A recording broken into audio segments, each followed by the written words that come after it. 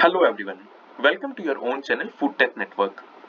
As you all know, we began a series Basic Constituents of Food wherein we started by discussing about water. As I've told in my previous or the first video of this series that water has been given the most important position in the constituent of food because it forms the majority portion, be it the weight by volume or volume by volume criteria water सबसे important constituent होता है food products का क्योंकि majority part constitute करता है food products का।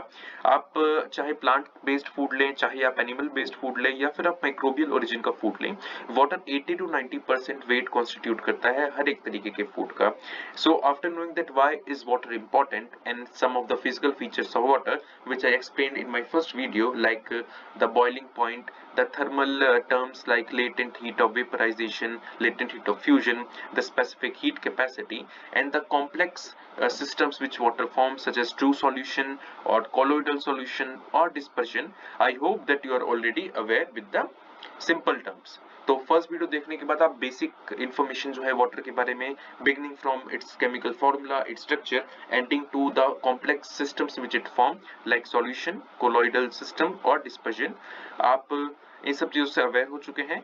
And after discussing all those things we will now discuss in brief and in details at some point the specifications of water in food products। तो अगर आपने पहला video नहीं देखा है तो कृपया करके वो वीडियो देखिए ताकि आपकी कॉन्सेप्ट्स क्लिस्टर क्लियर हो जाए। तो बिना किसी देरी के वीडियो को शुरू करते हैं। तो जैसे कि आप अपनी स्क्रीन पर देख सकते हैं, आज के इंपॉर्टेंट वीडियो में हम तीन बेसिक कॉन्सेप्ट्स के बारे में डिस्कशन करेंगे। सबसे पहला कॉन्सेप्ट होगा concept of free, bound and entrapped water. इस कॉन्सेप्ट में हम बात करेंगे कि वाटर फूड में तो प्रेजेंट होता है, ये बात हमें पता चल गई। हमें ये भी पता चल गया कि वाटर एक मेजॉरिटी कंपोजिशन अक्वायर करके रखा है हर तरीके के फूड प्रोडक्ट में, जो कि 80 से इवन 95-96% तक वेरी हो सकती है। लेकिन वो वाटर किस फॉर्म में प्रेजेंट है, प्रेजेंस होना एक इंपॉर्टेंट चीज नहीं है, एक पर्टिकुलर फॉर्म में प्रेजेंस होना एक इंपॉर्टेंट चीज है। तो उसी में हम डिस्कस करेंगे कि वाटर फ्री कब होता है, वाटर बंधा हुआ यानी बाउंड कब होता है और वाटर इंट्रैप्ड कब होता है। इसी कॉन्सेप्ट को लेकर के हम वाटर एक्टिविटी, जो कि एक बहुत ही इंपॉर्टेंट टर्म आपने अक्सर फूड टेक्नोलॉजी या अदर सब्जेक्ट्स में सुनी होगी, उसके बारे में हम डिस्कशन करेंगे। और लास्ट में हम आ जाएंगे problem related to water application, कि वाटर एज एन इंग्रेडिएंट या अदर सच कॉन्स्टिट्यूएंट के रूप में तो हम यूज करते हैं, इसके बहुत सारे एप्लीकेशन हैं जो कि मैंने आपको बताए हैं। लेकिन प्रॉब्लम क्या आती है वाटर को यूज करने के साथ एंड प्रॉब्लम्स का सॉल्यूशन क्या है वो भी हम डिस्कस करेंगे। तो चलिए शुरू करते हैं free, bound and entrapped water के कॉन्सेप्ट्स में। As you all know that most natural food which may be from plant origin like vegetables or fruits or greens and even of animal origin like milk, egg, meat of various animals like chicken you eat mutton, you eat fish and seafood. So all these food contains up to 70% to 95% of water in their weight. So we all know that most of the food we eat, maximum खाना जो हम खाते हैं उसमें water की बहुत ज्यादा भूमिका होती है, क्योंकि वो उसका वेट का 95% तक हिस्सा भी एक्वायर करके रखा हुआ है। इसके अलावा अगर वाटर इतना ज्यादा हिस्सा रखता है तो वो हमें इतना ऑब्जर्व क्यों नहीं होता। मैं आपको एग्जांपल दूं, आपके पास दो फूड प्रोडक्ट हैं, आपके पास एक ग्लास दूध का है और आपके पास एक एप्पल पड़ा हुआ है या एक आलू या फिर पोटैटो पड़ा हुआ है। If you observe both these products, if you observe the milk, you can say that yes, milk is so much liquid in nature or in consistency that one can say that it has a greater amount of water and that is reflected by analysis। अगर हम दूध को analyse करें और if we analyze milk, we get to know that it contains 87% of water, but that is the same cases with the potato। potato also contains about 80% of water, बस इसमें 7% का gap है। फिर भी पोटैटो एकदम solid form में होता है और उसको अगर हम लोग काटे तो मॉइस्चर का उतना अंदाजा या उतना प्रेजेंस नहीं दिखता जितना प्रेजेंस हमको मिल्क में दिखता है। तो क्या डिफरेंस है वाटर के प्रेजेंस होने का मिल्क में और वाटर के प्रेजेंस होने का पोटैटो में। वाटर किस रूप में मिल्क में प्रेजेंट है और किस रूप में पोटैटो में प्रेजेंस है, यही कॉन्सेप्ट लेकर के आता है free, bound and entrapped water का। बिल्कुल, water that can be extracted easily, जिस वाटर के फॉर्म को हम फूड प्रोडक्ट से इजीली एक्सट्रैक्ट कर सकें by either squeezing or by cutting or by using other physical techniques like pressing, that kind of water is known as free water। means जो water को हम easily physical force लगा करके like cutting, like pressing, like squeezing food product के अंदर से extract out कर पाए, उसको हम लोग बोलते हैं फ्री वाटर।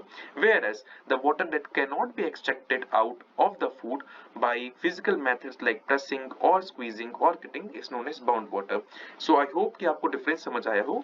जो वाटर को हम लोग इजीली फिजिकल टेक्निक्स जैसे स्क्वीजिंग, प्रेसिंग या कटिंग के थ्रू फूड प्रोडक्ट से एक्सट्रैक्ट आउट कर पाए, उसको हम बोलते हैं फ्री वाटर, यानी एकदम खुला हुआ पानी जिसके ऊपर कोई फोर्सेस या बाउंडिंग्स ना हो। And the kind of water which cannot be extracted out by the food product by such methods is known as bound water. As you can see, bound itself is a word which indicates something, some kind of linkage or some kind of bonding. Bound means बंधा हुआ. The kind of water which is physically or chemically or physiochemically linked with the chemical constituents of food product is called as bound water. If you talk about the characteristics or salient features of bound water, what makes bound water different from free water, then you need to keep 4 points in your mind. The first very important thing is that it is not free. The bound water is never free. It is always linked or bonded with the composition or chemical constituents of the food product. It can bound to protein, it can bound to some sort of carbohydrate, it can bound to any sort of chemical component of the food.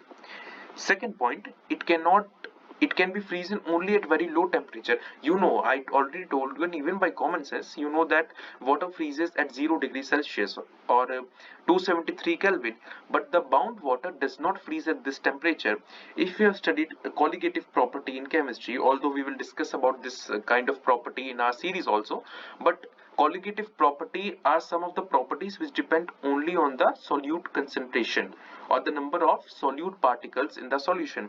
Since bound water is bound to the chemical composition of food, क्योंकि bound water food के chemical components जैसे carbohydrate या proteins के द्वारा bound होता है, तो इसकी जो कंसेंट्रेशन है सोल्यूट की, इसकी भी इसके अंदर ज्यादा होती है क्योंकि ऑलरेडी ये फिजिकली या केमिकली लिंक्ड है कार्बोहाइड्रेट या प्रोटीन्स के साथ, तो इसलिए इसके अंदर सॉल्यूट कार्बोहाइड्रेट या प्रोटीन के रूप में ऑलरेडी आ चुके हैं। एंड क्योंकि कॉलिगेटिव प्रॉपर्टी एक फ्रीजिंग पॉइंट भी कॉलिगेटिव प्रॉपर्टी है, colligative properties are 4 in nature, the boiling point, the freezing point, the vapour pressure and the fourth one which most of us know is osmotic pressure. So the freezing point is also a colligative property and it depends on the solute concentration or the number of solute particles in the solution. So for that reason, since bound water is physically attached to the chemical components, that's why it has a concentration of solutes and therefore the freezing point decreases from 0 degree Celsius. If water is free, अगर water free होगा then इसका freezing point 0 degree Celsius होगा, but अगर ये bound होगा तो इसका freezing point कम होगा। तो आपको दूसरा important feature पता चल गया bound water का कि इसका freezing point normal water से कम होता है। Third point, it exhibits essentially no vapour pressure. Last video में मैंने आपको बोला था वेपर प्रेशर वो प्रेशर है और it is the pressure which the water applies और the water vapour applies on the surface of water solution if it has been kept under lid. If we keep the water in the closed conditions, for example, if you are having a beaker, you have filled around 100 ml of water and you have placed a lid onto this beaker, then after some time a few of the water molecules will convert into vapor and an equilibrium will be formed. हमको पता है कि एक equilibrium form होगा और vapors और water की concentration लगभग बराबर हो जाएगी, liquid और vapor phase में उनकी concentration बराबर हो जाएगी।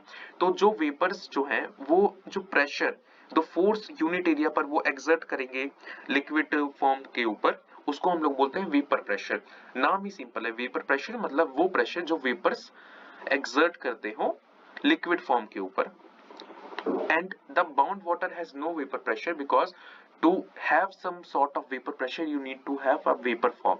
मतलब अगर आपको वेपर प्रेशर अप्लाई करना है तो आपको वेपर बनना भी तो होगा, लेकिन क्योंकि बाउंड वाटर केमिकली और फिजिकली अटैच्ड होते हैं तो इनको वेपर में कन्वर्ट करने के लिए बहुत ज्यादा थर्मल एनर्जी देनी पड़ती है and most of the time जो थर्मल एनर्जी है वो इनफ नहीं होती इस वाटर को वेपर में कन्वर्ट करने के लिए।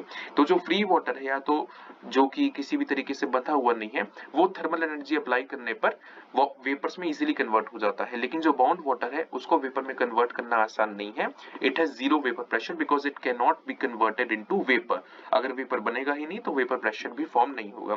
And the last point but not the least, that its density is greater than free water. We all know in physics that density is equal to mass per unit volume. Unit volume में जो मास present है उसको हम लोग बोलते हैं density. Since we know that free water is free, there is no bonding between it and the chemical constituents. तो कोई भी चीज जितनी फ्री होती है वो उतनी ज्यादा स्पेस ऑक्यूपाई करती है। हम बोलते हैं कि हमारे पास बहुत ज्यादा स्पेस है, तो हम स्पेस में कितना भी आर्टिकल रखें वो फ्री रहेगा। तो जैसे मेरे पास एक बड़ा बक्सा है और बड़ा बॉक्स है, if I have a big box and I have around 10 balls, then in that big box I can easily place 10 balls and there will be much separation between those balls present in the box. but मेरे पास अगर इसी की जगह छोटा सा box है, एक छोटा सा डिब्बा है, उसमें अगर मैं 10 बॉल्स डालूंगा तो 10 बॉल्स बहुत ही छोटी सी स्पेस ऑक्यूपाई करने के लिए उनको मुझे पास पास रखना पड़ेगा। तो the gap between two consecutive balls will be very less. यही केस वाटर मॉलिक्यूल्स के बीच में होता है। जो फ्री वाटर होता है वो फ्री होता है, वो इजिली प्रेजेंट होता है हमारे फूड प्रोडक्ट्स में फ्रीली फॉर्म में। तो इसलिए दो मॉलिक्यूल्स के बीच में इनफ गैप होता है। लेकिन जो बाउंड वाटर होता है, क्योंकि वो किसी और कंपोनेंट से फिजिकली जुड़ा होता है, लिंक्ड होता है, इसलिए दो बाउंड वाटर मॉलिक्यूल्स के बीच में कम गैप होता है। एंड क्योंकि यूनिट वॉल्यूम में कम मास आता है फ्री में, इसलिए उसकी डेंसिटी कम होती है, और यूनिट वॉल्यूम में ज्यादा मास आता है बाउंड वाटर में, इसलिए उसकी डेंसिटी ज्यादा होती है। तो आई होप ये चारों पॉइंट्स आपको समझ आए। ये आपको अपने मन में रखना है कि bound water is not free, it is physically और chemically linked to the carbohydrates or proteins of food product. It cannot be frozen easily. It is freezed only at a temperature lower than the normal freezing point of water, that is lower than 0 degrees Celsius. It exhibits zero vapor pressure because it is very tough to convert it into vapor.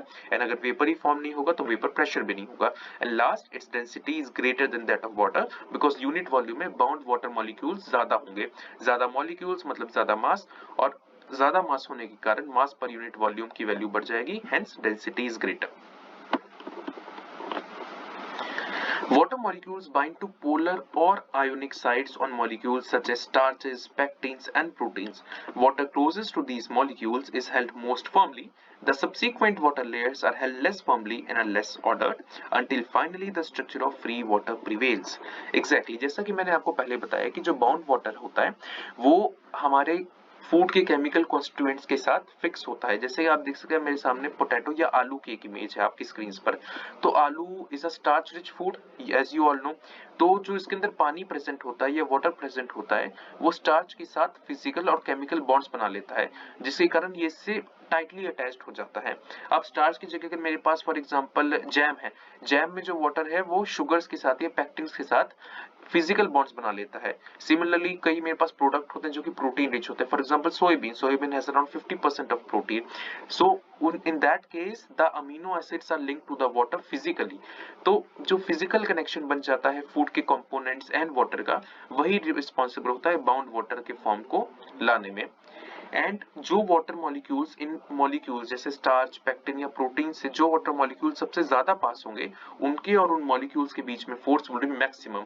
It is very simple, मैं दो if two things are kept close the force between them will be more, चाहे वो gravitational force हो चाहे वो electrostatic force हो। और हमारे केस में ये बाइंडिंग फोर्स भी will be greater if the water molecule is placed close to the starch or pectin or other such component. And as the distance between these component like starch or protein increases, the force of attraction between these components and water will decrease. So we can simply mathematically say that the force which is responsible for keeping the chemical components of food like carbohydrates and proteins and water together decreases as the separation or the distance between both of these molecules increase, right? And at the last comes a stage where free water starts prevailing. मतलब अगर हम लोग एक specific दूरी तक जाते जाएंगे, for example मेरे पास अगर यहाँ पर एक स्टार्च का मॉलिक्यूल है, अब स्टार्च मॉलिक्यूल से मैं जितना दूर जाता जाऊंगा तब दूर जाते जाते एक ऐसा पॉइंट आएगा जब स्टार्च और वाटर मॉलिक्यूल के बीच की फोर्स लगभग जीरो होगी, एंड उस पॉइंट पर हमारे पास फ्री वाटर की लेयर आ जाएगी। और वहां वो फ्री वाटर ना ही तो उसको कोई बांध सकता है ना ही कुछ कर सकता, वो इजिली वेपर में भी कन्वर्ट हो जाएगा और उसको हम इजिली स्क्वीज करके निकाल पाएंगे, राइट?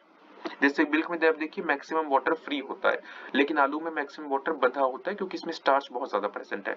ओके, एंड पहली कंडीशन आपको पता चल गई कि फ्री वाटर हो सकता है भाई, दूसरी पता चल गई कि बाउंड वाटर हो सकता है। क्या इसके अलावा कोई और कंडीशन हो सकती है? जी हाँ, the third and one of the most important form in which water can exist inside the food is entrapped water. As you can guess from the name, entrapped मतलब something which is physically joined but the chemical interaction or the bond formation has not taken place. You know that you have some of the components like pectins in the fruit, you have अगर या फिर जो gelatin से हम jellies वगैरह बनाते हैं, या फिर आपके पास सेल्स के अंदर कैपिलरीज या ट्यूब्स होती हैं, इसके अंदर स्पेसेस होते हैं जहां पर इजीली वाटर इंट्रैप्ट हो सकता है, लेकिन वो कभी भी बाउंड नहीं होगा। मतलब वाटर फिजिकल बाउंड्रीज के कारण फंसा तो है पैक्टिन जेल्स के अंदर या फिर कैपिलरीज ट्यूब्स या सेल्स के अंदर, लेकिन कोई फिजिकल या केमिकल बॉन्ड नहीं बना। अगर हम ट्यूब्स के रास्ते को हटाएंगे तो वाटर इजीली बाहर आ जाएगा। तो फ्री वाटर में ना ही तो कोई फिजिकल बॉन्डिंग होती है, ना ही केमिकल बॉन्ड। बाउंड वाटर में केमिकल इंटरेक्शन होता है, और इंट्रैप्ड वाटर में सिर्फ एक फिजिकल बाउंड्री होती है, एक फिजिकल दूरी होती है जो वाटर को कवर करनी पड़ती है। अगर वो कवर कर लेगा तो वो फ्री बन जाएगा, कोई भी केमिकल बॉन्ड नहीं होता है इंट्रैप्ड वाटर में। एंड इसके एग्जांपल्स मैंने आपको बता दिए, कैपिलरी ट्यूब्स या सेल्स या पैक्टिन जेल्स के पोर्स के अंदर जब वाटर प्रेजेंट हो तो उसको मिलके इंट्रैप्ड वाटर। तो I hope the three terms free, bound and entrapped water is clear to you all. Now after discussing about the three forms of water, we come to the core part of this video, that is water activity. Water activity को हम AW capital A जिसके subscript small w हो उससे represent करते हैं। अगर मैं mathematically बोलूं then water activity is the ratio or the division of vapor pressure of water in a solution represented by PS to the vapor pressure of pure water. मतलब अगर आपके पास for just example two solution है, आपके पास एक beaker है जिसमें आपने 100 ml प्योर वाटर डाला है, और उसी के साथ आपके पास दूसरा बीकर है जिसमें आपने 100 ml प्योर वाटर के साथ 10 ग्राम सॉल्ट डाल दिया। तो एक में तो आपके पास प्योर वाटर है, सिर्फ और सिर्फ वाटर के मॉलिक्यूल्स हैं, बट दूसरे में आपके पास वाटर प्लस सॉल्यूट जो कि हमारे केस में सॉल्ट है, उसको आपने डाला। तो इन दोनों के केस में अगर हम ऑब्जर्व करें, इन दोनों के ऊपर हमने ढक्कन लगा दिया। अब प्योर वाटर के केस में प्योर वाटर के वेपर्स जो प्रेशर वाटर सरफेस के ऊपर लगाएंगे उसकी डिवाइडेड बाय उसका प्रेशर जो कि सॉल्ट सॉल्यूशन यानी सॉल्ट और वाटर के मिक्सचर वाले वाटर मॉलिक्यूल्स लगाएंगे, इन दोनों के रेशियो को हम बोलेंगे वाटर एक्टिविटी। और वाटर एक्टिविटी ही डिटरमाइन करती है फूड के वेरियस पैरामीटर्स जैसे texture, shape, appearance, mouth feel and most important shelf life. Right. Since I have talked about shelf life, you must know that water activity must be high as living tissues require sufficient level of water to maintain turgor. However, microorganisms such as bacteria, mold, and yeast multiply at high water activity. Definitely, water activity high रहेगी तो cells एक specific volume को maintain कर पाएंगे और वो fresh appearance लगेंगे। वो जैसे आप कई बार देखते होंगे, if you go to a market, the vegetable market और सब्जी मंडी, as the sabzi or the vegetables gets older or they become old, they get shrinked, मतलब वो अब सूखने लगती हैं, वो सिकुड़ जाती हैं। सिकुड़ती क्यों है? क्योंकि उनके अंदर के वाटर का लॉस हो चुका है, मॉइस्चर हैज लूजन, और हम लोग उसको पसंद नहीं करते। तो अगर हम चाहते हैं कि हमारा प्रोड्यूस, हमारे वेजिटेबल्स, फ्रूट्स फ्रेश लगे, तो उनको अपना शेप रिटेन करना पड़ेगा, और शेप रिटेन करने के लिए बहुत इंपॉर्टेंट है कि वाटर एक्टिविटी या फ्री वाटर कंटेंट हाई रहे।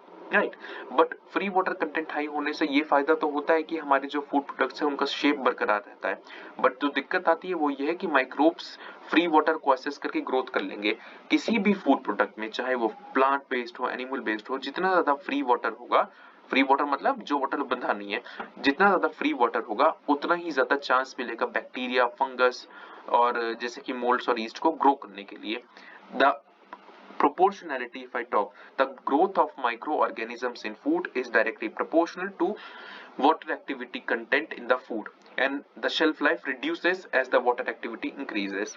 यही कारण है कि jams, jellies या preserves, preserves, jams and jellies highly sugar containing products हैं, they contain high amount of sugar, and even if you think about what we call as pickle or achar in Hindi, so these products contains high amount of sugar or salt, and salt or sugar binds with the free water. These chemical composition or chemical constituents have the ability to bind to the free water and as they bind to the free water they reduce the amount of water that could be present for microbial metabolism.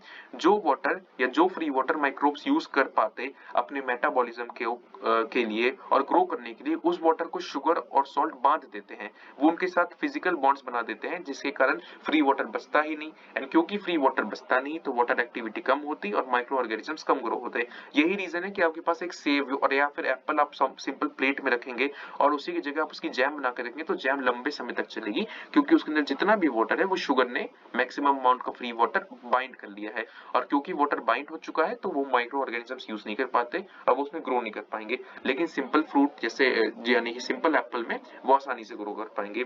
So this is very important that sugar and salt and other such preservatives lower down the water activity of our food product, right? Now, as I've said that water activity is very important in determining the shelf life of the food. So we are we know that our main target of food technologists is to preserve food. We have to develop various kinds of new food, but we need to think about the shelf life. Shelf life जितनी कम होगी उतना ज्यादा economic loss होगा। कोई food मेरे पास सिर्फ 1 महीने चल रहा है और उसकी जगह एक फूड मेरे पास 1 साल चल रहा है, तो 1 साल चलने वाला फूड मैं लंबे समय तक बेच सकता हूँ। 1 महीने वाले चलने वाला फूड मेरे को कम समय तक बेचना होगा, और अगर वो नहीं बिका तो वो खराब हो जाएगा और मेरे पैसे बर्बाद। सो प्रिजर्विंग और increasing the shelf life of food product is one of the main objective of we food technologist, right? So free water को निकालने के 2 इंपॉर्टेंट तरीके हैं जो कि हम पुरातन काल से एशियन टाइम से फॉलो कर रहे हैं, और वो है ड्राइंग या फ्रीजिंग। या फिर ड्राइंग और फ्रीजिंग को हम लोग आजकल की मॉडर्न टर्म्स या फिर मोर साइंटिफिक टर्म्स में डिहाइड्रेशन और फ्रीजिंग टेक्नोलॉजी बोलते हैं। Drying and freezing are the most common food preservative techniques. Foods are dehydrated और removed out of water or frozen to reduce the available water and extend the shelf life. Exactly, क्योंकि हमें पता है कि shelf life उतनी ज्यादा नहीं होगी जितना ज्यादा वाटर कंटेंट होगा, मतलब वाटर कंटेंट जितना ज्यादा होगा शेल्फ लाइफ उतनी कम होगी। इसलिए हम लोग काफी चीजों को सुखा करके रखते हैं धूप में। जैसे आप देख सकते हैं मिर्चियां, we sun dry the red chilies. Why? Because we want to remove the moisture out of the red chilies. If we do not remove, then red chilies would spoil. आप नोटिस करके देखिए, जो सूखी लाल मिर्ची है वो सालों साल चलती है, लेकिन अगर एक नॉर्मल मिर्ची होगी जिसमें अच्छा खासा मॉइस्चर कंटेंट है, वो 1 हफ्ते के अंदर खराब हो जाएगी, सड़ जाएगी, क्योंकि उसमें इतना वाटर है जो कि माइक्रोब्स आसानी से ग्रो करके उसको डैमेज कर दे। लेकिन सूखी मिर्ची में क्योंकि वाटर है ही नहीं तो माइक्रोब्स ग्रो ही नहीं कर पाएंगे। शेल्फ लाइफ के साथ साथ कुछ फूड प्रोडक्ट्स में वाटर का ना होना एक डिजायरेबल ट्रेट है। कुछ फूड प्रोडक्ट्स ऐसे होते हैं जिसमें वो जितने ज्यादा सूखे होंगे और the more they are dry the more they are palatable और the more they are accepted. We know that various food products are liked when they are crispy. If the food products are crispy, they are more easily sold. Freezing and drying are common food preservation processes that are used to extend the shelf life of food because they render water unavailable for pathogenic or spoilage bacteria. यही चीज जो मैंने आपको समझाई कि हम लोग drawing या फ्रीजिंग इसलिए करते हैं ताकि वाटर बाहर निकल जाए। वाटर बाहर निकलेगा तो माइक्रोब्स को ग्रो करने के लिए वाटर मिलेगा ही नहीं, और क्योंकि वाटर मिलेगा ही नहीं इसलिए वो ग्रो ही नहीं कर पाएंगे और फूड लंबे समय तक चलेगा, राइट? अब सॉल्ट और शुगर या फिर और सच कंपोनेंट्स जो कि वाटर के साथ बाइंड कर लेते हैं या फ्री या खुले हुए वाटर को बांध देते हैं, उनको हम साइंटिफिक टर्म्स में ह्यूमिकेंट्स बोलते हैं। ह्यूमिकेंट्स आर द केमिकल कॉम्पोजिशन और chemical constituents of food which bind with water. They have high affinity with water. इनके पास वाटर से रिएक्ट करने की बहुत ज्यादा एफिनिटी या फिर इनके केमिकल नेचर में ही ऐसे फंक्शनल ग्रुप्स होते हैं जो कि वाटर से रिएक्ट करने में बहुत ज्यादा फास्ट होते हैं, and that's why they react with water very fastly and have high affinity for water. And if we add them into our food product, they completely combine with majority of the free water and no free water is left. Free water बचेगा ही नहीं तो microbes grow ही नहीं कर पाएंगे। Humectants के examples हैं salt, sugar, and so sugars में भी different category है, जैसे lactose is a great humectant, sucrose is a great humectant, and that is the reason we see that the sugar rich products are spoiled very late, but the normal products are spoiled very fastly, right?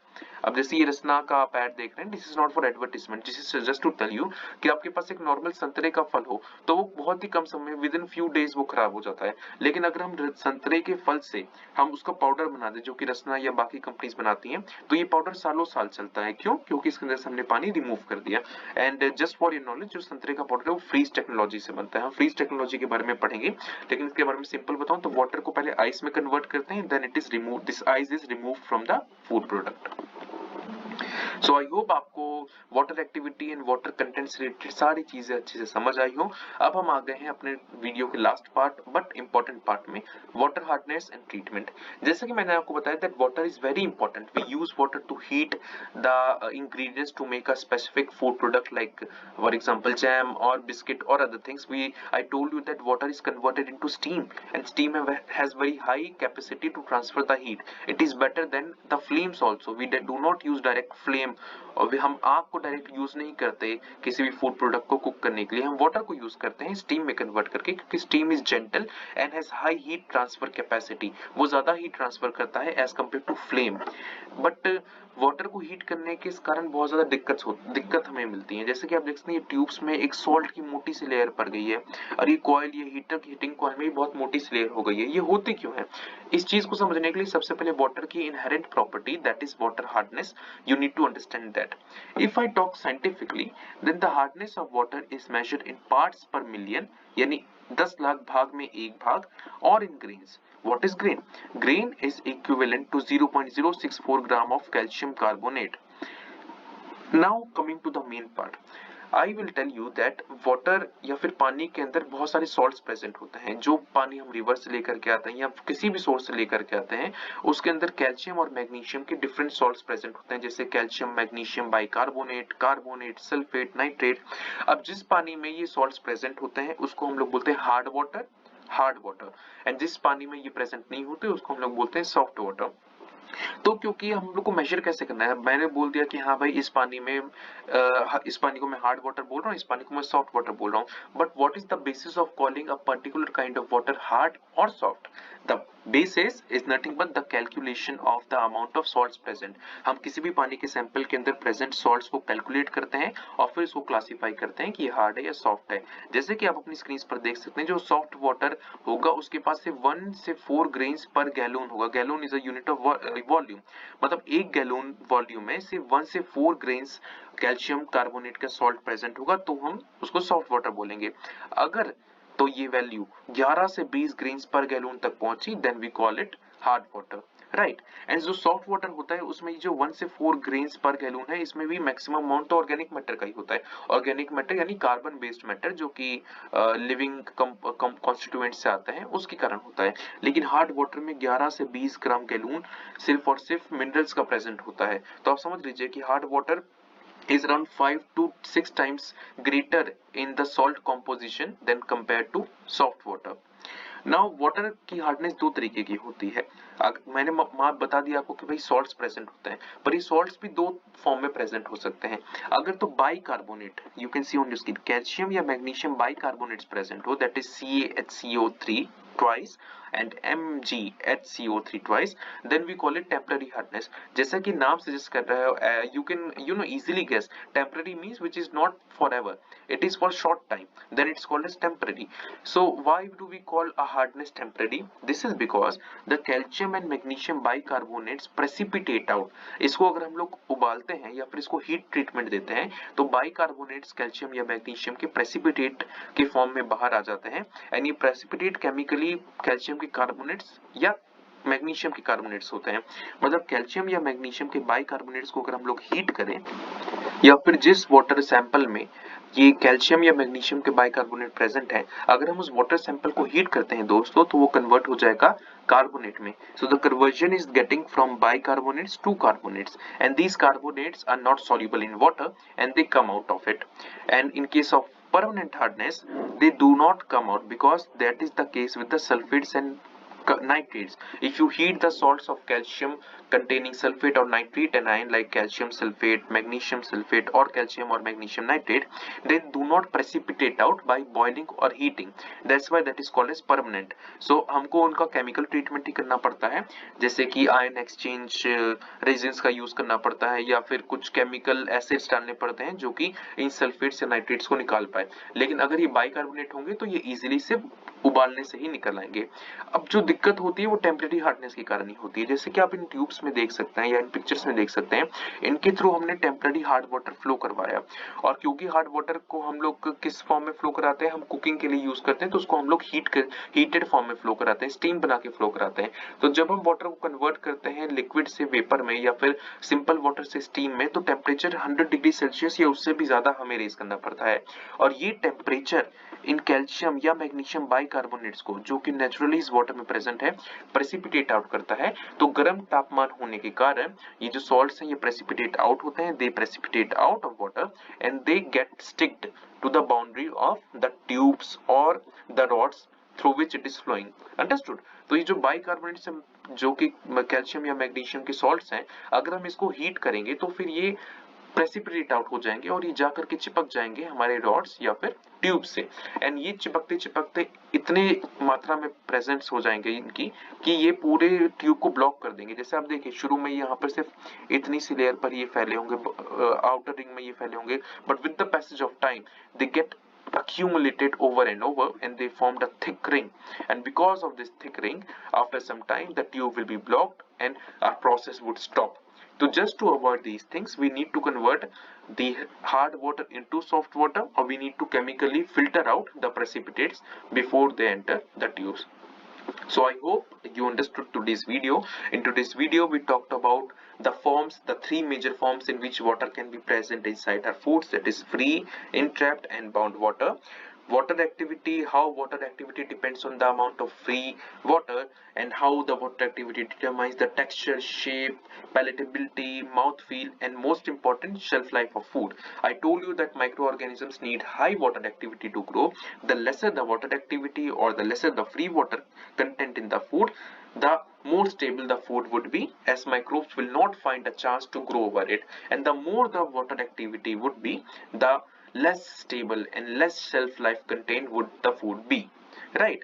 After that we discussed about the various problems which we face by using water as a heating source, majorly as a heating source, that is the deposition of these precipitates of calcium and magnesium bicarbonates in the form of carbonate over, and how these precipitates stick to the boundary and they block the tubes. And I also told you the methods to rescue it, that is ion exchange resins or some chemical agent.